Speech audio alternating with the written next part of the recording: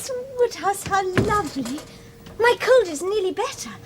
Well, I do hope you had a very happy Christmas. Very pleasant, thank you, Harriet. Oh, and thank you for your gift, Miss Woodhouse. And thank you for yours. Well, I've nearly finished reading it. I have some extremely unpleasant news to impart, and I scarcely know how to begin. Bad news, Miss Woodhouse? Yes, Harriet, I'm afraid so. And it concerns Mr. Elton. It was after Mrs. Weston's party on Christmas Eve. Miss Woodhouse, he is not ill. Say he is not ill. No, Harriet, he is perfectly well. But I feel I have been grossly deceived in him. Grossly deceived. Mr. Elton? Miss Woodhouse?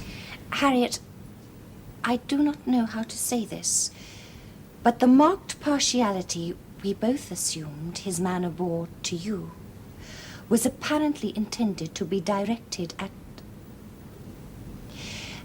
myself. You, Miss Woodhouse? And you mean he never... Poor Harriet, I suffer for you, truly I do. But what did he say? What did he do? Well, Harriet, I have no intention of recounting the scene. Sufficient to say that his behaviour in the carriage coming home was both vulgar and offensive in the extreme. Mr. Elton? Yes, Harriet, Mr. Elton. Oh, poor Harriet. You have every reason to be distressed. But I blame myself very largely.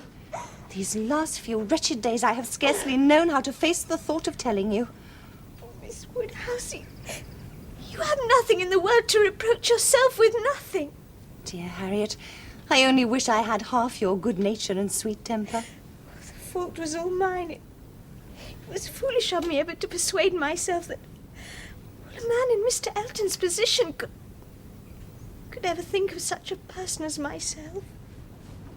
Yes. Well, I will not argue with you, Harriet, because I do not wish to speak of this wretched business ever again. No, Miss Woodhouse. We must put it quite behind us.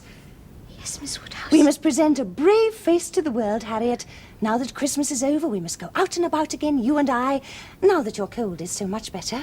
Yes, Miss Woodhouse. Nobody knows anything of this ridiculous and distressing affair but you, myself, and the person concerned. And he, at least, has had the decency to go away. Mr. Elton gone away? Where? To Bath, so Miss Bates says, and she is generally well informed upon all such matters. I must say I'm agreeably surprised that he should show such delicacy. Oh, Harriet. Oh, I'm sorry, Miss Woodhouse. I just can't seem to help it. You are so handsome. Whether it was the gruel, which was a little thicker than usual, so unlike cook, she's most scrupulous as a rule, or whether it was the toast, I do not know, but I heard the church clock strike every quarter up to 5 o'clock. Emma! Mr. Knightley.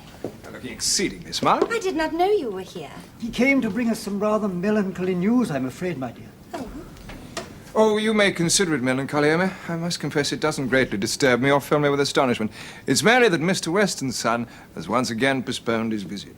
Oh, no. Poor Mrs. Weston, how very distressing for her.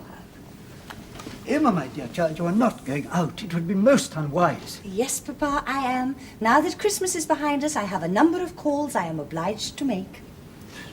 Dear Emma, always so ready to wear herself out in the service of others. Excuse me, sir.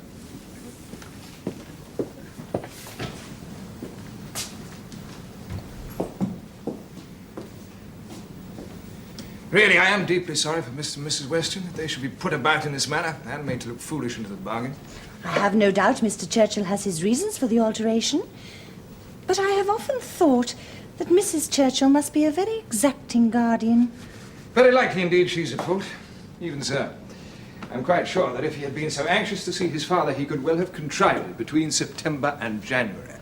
Yorkshire is some considerable distance. Well, distance did not prevent him holidaying in Weymouth last summer. No, Emma, it will not do. A man who thought rightly would simply say, my father has recently married again, it is my duty to pay him a visit. And that would be an end of it. A fine show of gratitude to the aunt who has had the goodness to bring him up. Really, Mr. Knightley, I see you are quite determined to think ill of him. Me? Certainly not. I should be as ready to acknowledge his merits as anybody. But I hear of none. Only that he's well-grown and good-looking and has smooth, plausible manners. Oh, well, if he has nothing but that to recommend him, he will still be a treasure in Highbury. We do not often get the opportunity to look upon fine, agreeable young men. Can you not imagine, Mr. Knightley, what a sensation his coming will bring? There will be but one topic of conversation over the parishes of Highbury and Donwell, one object of curiosity, Mr. Frank Churchill. You'll have to excuse me for being so overpowered, I'm afraid. If I find him agreeable to talk to, I shall be glad enough of his acquaintance. But if he's merely a chattering coxcomb, then he shan't occupy much of my time or thoughts. My idea of him is that he will be able to adapt his conversation to suit everybody. To you, he will talk of farming, and to me of music and drawing and so on. What? Only 3 and 20, and already the practiced drawing-room politician? Oh, my dear Emma, your own good sense would not tolerate such a puppy for 5 minutes. I will speak no more about him, Mr. Knightley. We are both prejudiced. Prejudiced? I'm not prejudiced. No. Well, I am in his favour. My love of dear Mr. and Mrs. Weston make it so, and I am not ashamed of it. And now, if you will forgive me, Mr. Knightley.